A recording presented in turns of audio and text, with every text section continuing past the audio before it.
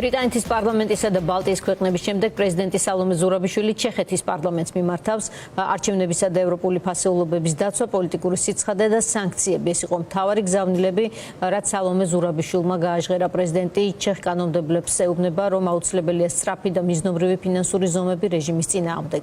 სიტყვით გამოსვლაში ყურადღება გამახვილდა კიდევ რამდენიმე მნიშვნელოვან საკითხზე, თავისუფალი მედიისა და სამოქალაქო საზოგადოების მხარდაჭერის აუცილებლობაზეც. მართლმსაჯულება, როგორც იარაღი, ძალადობა მშვიდობიან დემონსტრანტებზე, ოპოზიციური პარტიების დევნა, აკრძალვის მუხარა და კოლოსალური ჯარიმები. ზურაბიშვილმა საქართველოში არსებული ვითარება აღწერა. პრეზიდენტმა გამოსვლა 9 აპრილზე ლაპარაკი დაიწყო და ჩეხეთის პარლამენტს უთხრა, რომ დღესაც ახალგაზრდები სისხლით მოპოვებულ თავისუფლებას იცავენ. Stand with me for 1 minute of silence in honor of the victims of April 9, 1989.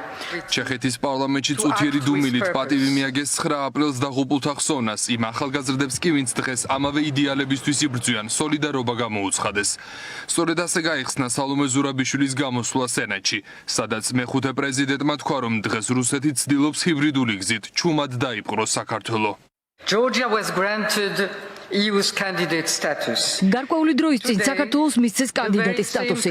დღეს კი იგივე ქვეყანა ნელ-ნელა ჩათრეულია რუსულ ორბიტაზე და ევროპული პასუხი არსებულ რეალობას არ შეესაბამება. ეს არ არის მხოლოდ ქართული კრიზისი.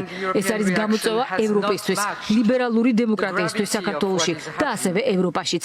მომეცით საშუალება ვიყო პირდაპირი. თუ ევროკავშირი ვერ დაიცავს იმ ღირებულებებს, რომლის ხელშესაწყობადაც 10 წლეულები მუშაობდნენ ისინი, თუ ის ვერ უპასუხებს მკაფიოდ ერთ პატარა ქვეყანაში არსებულ ვითარებას, ქვეყანაში რომელსაც იტაცებს რეპრესიული რეჟიმი, ეს მაშინ ნიშნავს, რომ ევროპის სტრატეგია მხოლოდ ქაღალდზეა და მას რეალური ძალა არ აქვს. რუსეთი ამ ყველაფერს აკვირდება და შემდეგ ნაბიჯებს გეგმავს, რაც მათ 2008 წელს ტანკებით ვერ მოახერხეს და უკრაინაში წამოწყებული ომით. ახლა რუსეთი ცდილობს ამას ჰიბრიდული გზით მიაღწიოს და ჩუმად დაიპყროს საქართველო. ეს მიდგომა არ საჭიროებს არმიას. მხოლოდ 3 ინგრედიენტია საჭირო. ეს არის არჩევნებში манипуляция, დეზინფორმაცია და პროპაგანდა და ოლიგარქი, რომელიც შიგნიდან მიიტაცებს სხვადასხვა ინსტიტუტს. სალომე ზურაბიშვილმა ევროკავშირი გააკრიტიკა და გაერთიანებას მოქმედებისკენ მოუწოდა. მან ოცნება რუსულ მმართველობაში კიდევ ერთხელ ამხილა და განაცხადა, რომ საჭიროა სანქციები იმ ადამიანების წინააღმდეგ, ვინც სახელმწიფო მიიტაცა. Sanctions. Fast. საჭიროა სანქციები მათ წინააღმდეგ, ვინც ხელს უწყობს ძალაუფლების მიტაცებას. დაიცავით ის ღირებულებები, რომლებსაც ხელს უწყობდით. იქნება ეს თავისუფალი მედია, მართლმსაჯულება თუ სხვა. ჩვენ არ ვითხოვთ, რომ თქვენ იბრძოლოთ ჩვენს ნაცვლად, მაგრამ გთხოვთ, რომ ჩვენს გვერდით დადგეთ, რომ ხმა აიმაღლოთ, რომ ისაუბროთ მკაფიოდ და ცხადად, რომ იმოქმედოთ გამიზნულად, რადგან თუ ჩვენ საქართველოს ვერ დავიცავთ დღეს, შეიძლება ხვალ ძალიან განსხვავებულ ევროპაში გავიღვიძოთ. ბიძინა ივანიშვილის რეჟიმზე წნეხის გაძლიერებას მოითხოვენ ევროპარლამენტარები. მაშინ როცა ჩეხეთის დედაქალაქში სალომე ზურაბიშვილი სიტყვით გამოდიოდა, სტრასბურგში ოლიგარქის პარტიის მიმართ სადამჟელო ზომების მიღების აუცილებლობაზე საუბრობდნენ. საქართველოში მტერი სახელმწიფოს იდეალებია გაბატონებული. ქართული ოცნება რუსული სახელმძღვანელოებით მოქმედებს. ასეთია განწყობები, რომელსაც დღეს ევროპარლამენტიდან ვისმენდით. ჩვენ უარს ვამბობთ თვით გამოცხადებული ქართული ოცნების ხელისუფლების აღიარებაზე. ვგმობთ ძალადობას და გარემოს განადგურებას სამოქალაქო საზოგადოებისთვის. ვიცით, რომ პროტესტი თვეებია გრძელდება. კრიზისიდან ერთადერთი გამოსავალი ახალი დემოკრატიული არჩევნების ჩატარება. ჩვენ ვალდებული ვართ იმ ხალხის წინაშე, რომლებიც განაგრძობენ ბრძოლას ძალადობის მიუხედავად. ჩვენ გვჭირდება კოორდინირებული სანქციები წევრი ქვეყნების მხრიდან იმ მაღალჩინოსნების წინააღმდეგ, რომლებიც პასუხისმგებელი არიან უკუსვლაზე. განსაკუთრებით ეს ბიძინა ივანიშვილს ეხება. მეორე, ჩვენ უნდა გადავხედოთ საქართველოს მიმართ პოლიტიკას უვიზო რეჟიმის და ასოცირების შეთანხმების ჩათვლით.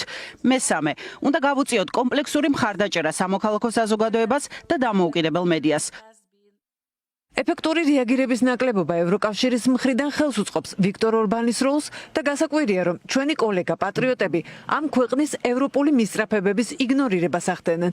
ხედავთ, რომ უნგრეთმა გადაწყვიტა ხელი შეუშალოს ევროკავშირს სანქციების დაწესებაში იმ პირების მიმართ, რომელთა სახელებიც ყველასთვის კარგადაა ცნობილი. ეს ის ხალხია, რომლებსაც საქართველო არასწორი კურსით მიჰყავთ. მივესალმები, რომ წერმა ქვეყნებმა ინდივიდუალურად მიიღეს გადაწყვეტილებები.